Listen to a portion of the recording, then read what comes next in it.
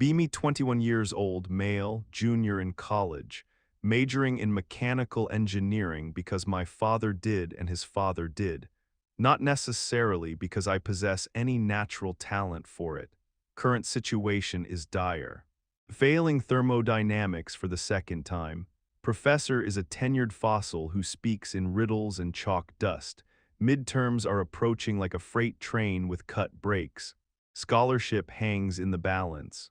Parents have made it clear that if I lose the scholarship, I am coming home to work at the family hardware store. Nothing wrong with hardware stores, but I want to build engines, not sell hammers.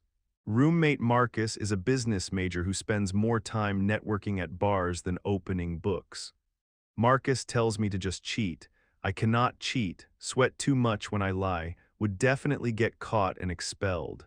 Need a legitimate miracle. Walking through the student union building, staring at the bulletin board, see a flyer printed on bright yellow paper.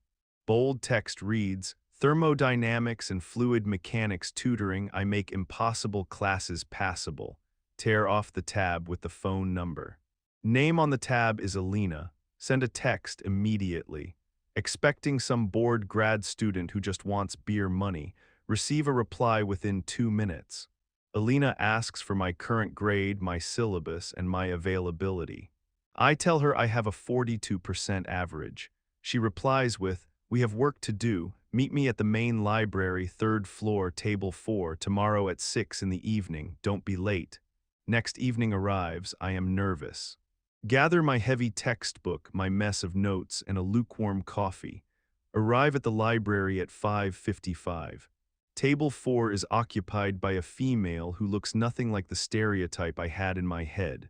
Was expecting someone frumpy or strictly academic. Alina is stunning. Dark hair pulled back in a loose clip, oversized sweater, sharp eyes behind wire-rimmed glasses. She is reading a paperback novel, looking completely relaxed. I approach the table, clear my throat. She looks up, marks her page, and sets the book down. No smile, just an appraising look. She asks if I am Liam. I confirm that I am indeed Liam. She gestures to the chair opposite her. I sit down and start to unpack my bag, spill a little bit of coffee on the table because my hands are shaking. Great start. Alina watches me wipe it up with a napkin. She tells me to breathe. She says panic is the enemy of comprehension. She opens my textbook to the chapter on entropy. She asks me to explain the second law of thermodynamics. I stumble through a definition I memorized but do not understand. She stops me. She says memorizing words is useless if I cannot visualize the system. For the next 2 hours, she grills me. She is ruthless but patient. She does not let me get away with half answers. When I get frustrated, she forces me to stop and drink water. By the end of the session, my brain feels like mush, but I actually understand one concept clearly for the first time all semester. She charges me $40. Worth every penny. We schedule the next session for Thursday. Walking home, I feel a tiny spark of hope. Marcus asks how the tutor was. I tell him she is terrifying and brilliant. Marcus laughs and hands me a beer. Thursday comes around. I actually did the homework she assigned. Meet her at the same table. She nods approvingly when she sees my completed problem set. She says my handwriting is atrocious, but my logic is improving. We get into a rhythm. Sessions become the anchor of my week. Alina is 23, a master's student in aerospace engineering. She is intense about her work. Slowly, we start talking about things other than heat transfer. I learn she is from a small town 3 hours away. She learns about the pressure from my father.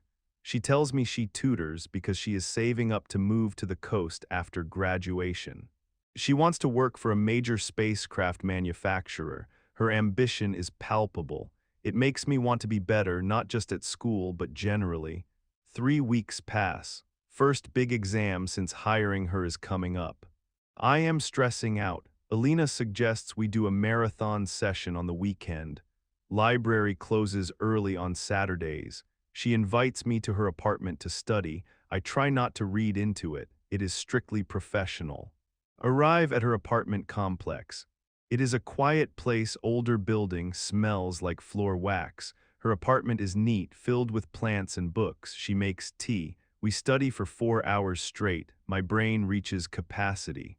I drop my head onto the table. I tell her I am going to fail and disappoint everyone.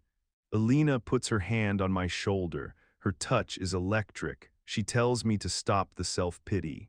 She says I am smart enough, I just lack confidence. She orders a pizza. We sit on her floor eating pepperoni pizza and talking. The dynamic shifts. She takes off her glasses and rubs her eyes. She looks softer, younger. We talk about music. We talk about fears. She admits she is terrified of burning out. I admit I sometimes wish I had studied history instead of engineering. She laughs. Her laugh is a sound I want to hear again. It gets late. I should go. I stand up to leave. She walks me to the door. There is a moment of silence. We are standing very close. I want to kiss her. I can tell she knows I want to kiss her. But I am her client and she is my tutor. I say goodnight and leave. Walk home in the rain, feeling like a coward but also respectful. The exam is on Monday. I sit in the lecture hall. The paper is handed out. I look at the problems. I can hear Alina's voice in my head explaining the formulas. I start writing. I do not panic. Finish the exam with 10 minutes to spare. Walk out feeling lightheaded. Text Alina immediately. I think I crushed it, she replies. I knew you would. Dinner to celebrate. My heart does a backflip. Meet her that night at a Thai restaurant. She is dressed up a little, wearing a green dress that brings out her eyes. We are not studying tonight. Conversation flows easily. We talk about everything except engineering. I make her laugh multiple times. Check comes. I insist on paying. She tries to argue, saying I am the broke undergrad. I tell her she saved my life. It is the least I can do. She smiles and lets me pay. We walk back toward campus. It is a crisp autumn night. Leaves are crunching under our boots. We stop at a park bench near the engineering building. She turns to me. She asks if I am going to hire her for the rest of the semester.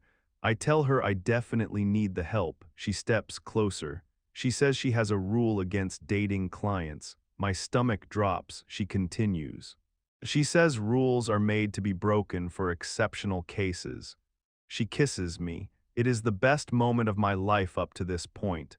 We stand there kissing under a street lamp like a cliché movie scene. Do not care. From that night on, we are a thing. Keep it low profile because of the tutor-student dynamic. Sessions turn into dates that involve textbooks. We study at her place mostly. I start staying the night. Grades in all my classes improve because I am generally happier. Marcus figures it out immediately. He calls me a lucky bastard. He is not wrong. Months pass. Winter arrives. Finals are looming. This is the big hurdle. If I pass the final, I pass the class, keep the scholarship, and stay in school. Alina is stressed about her own thesis defense. We are both running on caffeine and little sleep. One night in December, we are studying at her apartment. Snow is falling outside. It is cozy inside. We take a break to make dinner. Alina seems off. Quiet, distracted. I ask her what is wrong. She says she is just tired. Later that night, we are lying in bed. She is staring at the ceiling. I ask her again. She turns to me and says she is late. I ask late for what? She gives me a look. Realization hits me like a brick. Oh, that kind of late. Silence fills the room. Panic starts to creep in. We have been careful.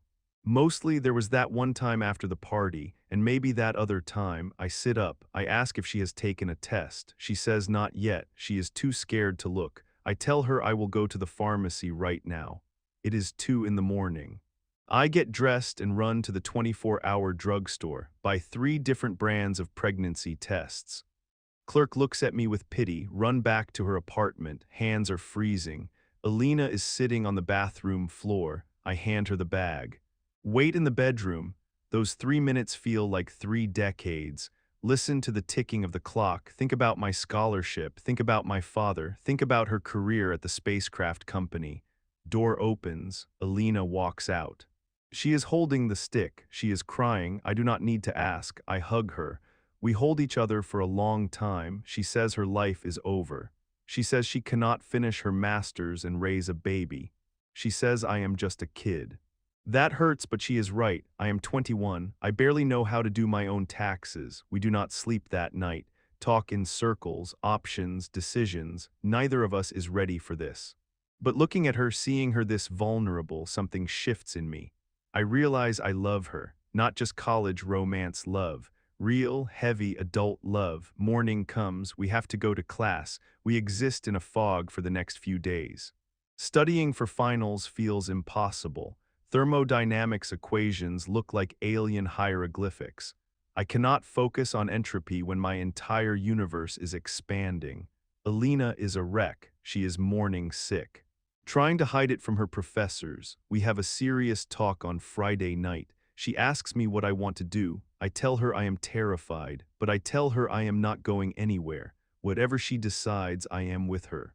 She says she wants to keep it. She comes from a big family. She always wanted kids, just not this soon. I take a deep breath. Okay, we are doing this. The backfire is in full effect. I hired a tutor to get a grade. I am getting a family and a massive dose of reality instead. Finals week arrives. The pressure is unimaginable. I have to pass. Now it is not just for me. It is for us. I study like a man possessed. Alina helps me when she feels well enough. She is strong. Even with the nausea and the fear, she pushes me. She reviews my notes while lying on the couch with a bucket nearby. Day of the final exam, walk into the hall, sit down. Close my eyes, visualize the future, not the one I planned, but the one I have now. Open the booklet, I write until my hand cramps. I solve the problems for the baby. Weird thought, but it motivates me. Walk out of the exam. Meet Alina outside. She looks pale but smiles. She had her thesis review today. She says she thinks she passed. I tell her I think I passed too. Winter break begins. We have to tell our parents. That is a whole different kind of exam. My parents are first. Drive home for Christmas. Bring Alina. Parents are charmed by her instantly because she is smart and polite. Dinner goes well. Dessert comes. I clear my throat. Tell them we have news. Mother claps her hands, thinking we are engaged. I say, well, not exactly, but we are having a baby. Silence is deafening. Father puts down his fork. Mother looks at Alina's stomach. Father asks about school. I tell him I am finishing. I tell him I am going to be an engineer and a father. There is shouting. There are tears. Father says I have ruined my life. Mother cries about my youth. Alina stands up. She speaks to them with a dignity that silences the room. She says we are taking responsibility. She says we are not asking for money, just support. My father looks at her, then at me. He sees I am not backing down. He sighs. He pours a drink. He says we will figure it out. It is not a happy ending yet, but it is a start. Alina's parents take it better. They are disappointed but supportive. Spring semester starts. I get my grades, B- in thermodynamics. I passed. Scholarship is safe. Alina defends her thesis while 6 months pregnant. She is a legend in her department, waddles up to the podium and delivers a flawless presentation on aerodynamics. She graduates with her master's. I finish my junior year. Baby is due in July. We move into a slightly bigger apartment. I get a job working nights at a warehouse to save money. School during the day, work at night, sleep in the gaps. It is brutal. I am exhausted all the time. Marcus helps us move furniture. He is the honorary uncle. July arrives, heat wave. Alina goes into labor during a thunderstorm. Drive her to the hospital in my beat-up sedan. Panic is real now. Hours of labor. I hold her hand until my fingers are numb. She screams. Doctors are rushing. And then silence followed by a cry. Nurse hands me a bundle. It is a girl. We name her Maya. Looking at her face, everything changes. The regret vanishes. The fear of missing out on college life vanishes. I look at Alina. She is sweaty, exhausted, and the most beautiful thing I have ever seen. I propose to her right there in the hospital room. No ring, just me, her, and Maya. She says yes. Senior year is a blur. Baby cries at night. I study with Maya strapped to my chest in a carrier. Alina gets a job at a local engineering firm, not the big spacecraft company on the coast yet. She puts her dream on hold for us. I promise her it is only temporary. I graduate, top 20% of my class. My father shakes my hand at graduation. He holds Maya while I get my diploma. He looks proud. I get a job at a manufacturing plant nearby. Solid pay, good benefits. We get married in a small ceremony. Life settles into a routine. Work, parenting, sleep, repeat. It is hard, we fight sometimes. Money is tight, we are tired. But we laugh a lot too. Maya grows, she is smart like her mother. 3 years pass. Alina is restless, I can see it. She loves us, but she misses the sky. I have been secretly saving money. I have been applying for jobs on the coast. Secretly interviewing via video calls on my lunch breaks. Land a position at a tech firm in Washington state. Good salary, relocation package, come home one day. Alina is cooking dinner, looking tired. I put the offer letter on the table, she reads it, she looks at me. I tell her it is close to the aerospace hub. I tell her it is her turn, she starts crying, we move to the coast. It takes a year, but Alina lands an interview with her dream company.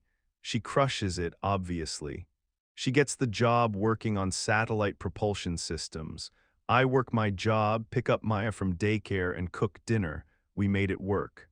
Flash forward to now, 10 years since I hired the tutor, sitting on the deck of our house overlooking the sound. Maya is 10, doing her homework at the table. We have a son now too, Leo, who is 5. Alina is inside on a conference call with NASA. I am drinking a beer, thinking about that yellow flyer on the bulletin board. Hired a tutor to pass an exam, backfired completely, lost my freedom, lost my plan, lost my sleep. Gained a wife who is smarter than me, gained 2 kids who are my world. Gained a life I never knew I wanted, most permanent backfire in history. Alina comes out, hangs up the phone. She sits next to me. She asks what I am smiling about. I tell her I am just thinking about thermodynamics. She rolls her eyes. She asks if I remember the second law. Entropy increases, disorder increases. I look at the kids, the toys on the floor, the chaotic, beautiful mess of our life. I tell her the disorder is the best part. She leans her head on my shoulder. Sun sets over the water. Everything is exactly where it should be. I pass the test. In every way that matters, life is good.